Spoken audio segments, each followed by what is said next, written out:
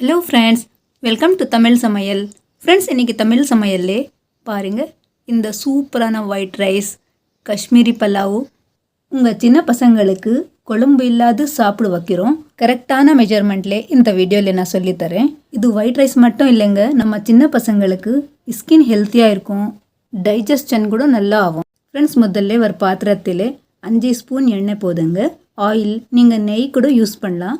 அடுப்பு லோவாக வச்சுட்டு பே லீஃப், ஏலக்காய், கிராம்பு, கூடவே முந்திரி பருப்பு சும்மா 5-6 நம்பர். இதில் ஒரு மீடியம் சைஸ் வெங்காயம் ஸ்லைஸ் பண்ணி போடுங்க. நல்லா ஃப்ரை ஆகட்டும். அடுப்பு லோவாக வச்சுட்டு நல்லா ஃப்ரை பண்ணிக்கோங்க. சும்மா டிரான்ஸ்பரண்ட் வந்தால் போதும், நம்ம வெங்காயம் கலர் மாறக்கூடாது. ஃப்ரெண்ட்ஸ், நம்ம சின்ன பசங்களுக்கு இந்த ஒயிட் ரைஸ் ரொம்ப பிடிக்கும், கேட்டு சாப்பிடுவாங்க. பாருங்கள், நல்லா ஃப்ரை ஆகிட்டு பிறகு இது ஃப்ரெஷ் இஞ்சி, ஃப்ரெஷ் பூண்டு நான் உரல்லே க்ரஷ் பண்ணி போட்டேன். இஞ்சி பூண்டு ஃப்ரெஷ் இருந்தால் வாசனை சூப்பராக இருக்கும் நம்ம ஒயிட் ரைஸில்.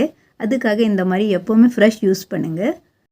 சும்மா ஃபியூ செகண்ட்காக இந்த மாதிரி ஃப்ரை பண்ணிவிட்டு பிறகு இது கிரேட்டட் கேரட், ஒரே ஒரு மீடியம் சைஸ் கேரட் போதுங்க. இது ஒரு சின்ன கப்பில் பட்டாணி, ஃப்ரோசன் பட்டாணி ஒரே ஒரு சின்ன கப் போதுங்க. சும்மா 2-3 மினிட்ஸ்க்காக இந்த மாதிரி ஃப்ரை பண்ணிவிட்டு வாசனை சூப்பராக இருக்கணும். அதுக்காக 2 பச்சை மிளகா நீங்கள் கட் பண்ணி கூட போடலாம். நான் அப்படியே போட்டேன், உள்ளே விதை இருக்குது, அதுக்காக நான் கட் பண்ணல.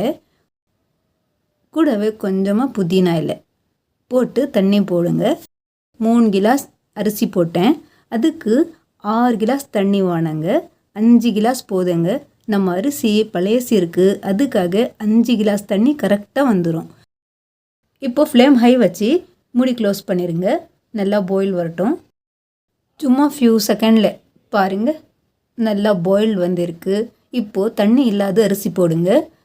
நான் 3/4 கிலோ அரிசி போட்டேன். ஃப்ரெண்ட்ஸ், இந்த குஷ்கா கூட gravy, chicken kurma, mutton kurma எல்லாமே நல்லா இருக்கும். சின்ன பசங்களுக்கு அப்படியே கொடுக்கலாம், ரொம்ப நல்லா இருக்கும் சாப்பிட்றதுக்கு. கூடவே தேவையான அளவு உப்பு, இங்கே உப்பு கரெக்டாக போடுங்க. எப்போவுமே கல் உப்பு யூஸ் பண்ணால் நல்லா இருக்கும். கொஞ்சமாக ஃப்ரெஷ் மல்லி, புதினா இலை சேர்த்துட்டு கலந்து விடுங்க. உப்பு நல்லா மிக்ஸ் ஆகட்டும். கலந்து விட்டு லிட் க்ளோஸ் பண்ணிடுங்க. மூடி ஃபுல்லாக க்ளோஸ் பண்ணாதீங்க, சும்மா ஓப்பன், ஹாஃப் ஓப்பன் இருக்கட்டும். 2 கிலாஸ் அரிசிக்கு 3 கிலாஸ் தண்ணி போதுங்க, 4 கிலாஸ் போடாதீங்க. பாருங்கள், சும்மா 5 நிமிஷத்தில் நம்ம ஒயிட் ரைஸ் குஷ்கா ரெடியாக இருக்குது. பாருங்கள், தண்ணி கொஞ்சமாக இருக்குது. அடுப்பு சிம்மாக வச்சுட்டு சும்மா ஃபியூ செகண்ட்காக லிட் க்ளோஸ் பண்ணிவிட்டு குக் பண்ணலாம். பாருங்கள், நம்ம ஒயிட் ரைஸ் கரெக்டாக குக் ஆகிட்டு இருக்குது. அவ்வளோதான் ஃப்ரெண்ட்ஸ், சும்மா 10 நிமிஷத்தில் நம்ம ஒயிட் ரைஸ் காஷ்மீரி குஷ்கா ரெடியாக இருக்குது. இதே மாதிரி கண்டிப்பாக உங்கள் வீட்டில் ட்ரை பண்ணி பாருங்கள். ஃப்ரெண்ட்ஸ், பாருங்கள், சும்மா 2-3 மினிட்ஸ் நான் குக் பண்ணிட்டேன். பாருங்கள், கொஞ்சம் தண்ணி இருந்துச்சு, அது கூட எல்லாமே அப்சர்வ் ஆகிட்டு இருக்குது. அவ்வளோதான் ஃப்ரெண்ட்ஸ், இப்போ தாராளமாக சர்வ் பண்ணலாம்.